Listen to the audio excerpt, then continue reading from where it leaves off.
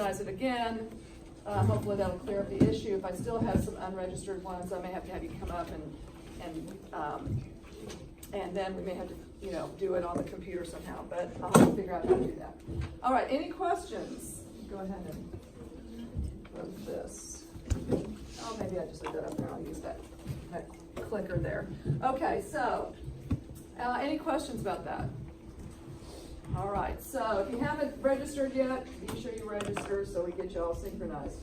Anyway, we were talking about this, and so I looked up some information about thermoreceptors.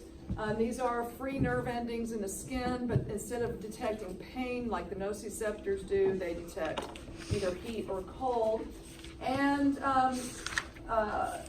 oddly enough, as we was pointed out, cold receptors respond not only to cold, they respond to, but they just do so differently than warm receptors. And warm receptors respond to warmth, but they also respond to some of the cooler temperatures.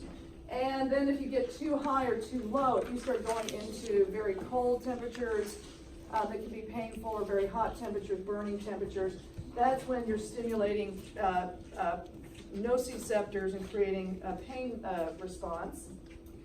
And so what these things are doing, and you have thermoreceptors not only in your skin, you have them in your brain as well. Your hypothalamus is also monitoring blood temperature. So you do have internal thermoreceptors as well. And also receptors in your mouth and throat. You can feel that heat in your mouth and throat when you drink something hot, or you feel cold when you're drinking something cold.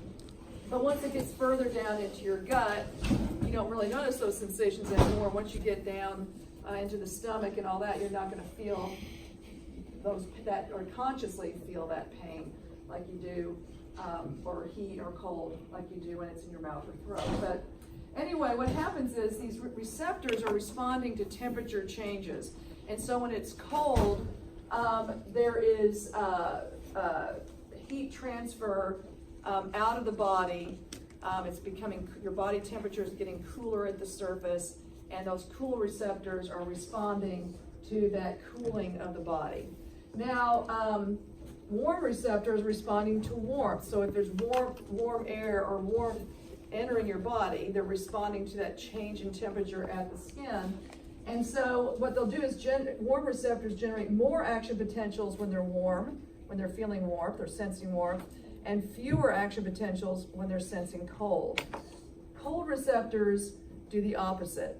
They generate more action potentials during cooling and fewer action potentials when they're warming. In other words, if you're cold, your cold receptors are generating more action potentials, warm receptors are generating fewer ones, and vice versa. As you warm, the warm receptors are making more action potentials, and the cold receptors are generating fewer action potentials. And this apparently, this information is interpreted in the brain as being a specific, feeling. That feeling that you have when you're cold or when you're hot is perceived because your brain is putting together that information. Just like I said, it's like data going to, when you've got more action potentials coming from one neuron and fewer coming from the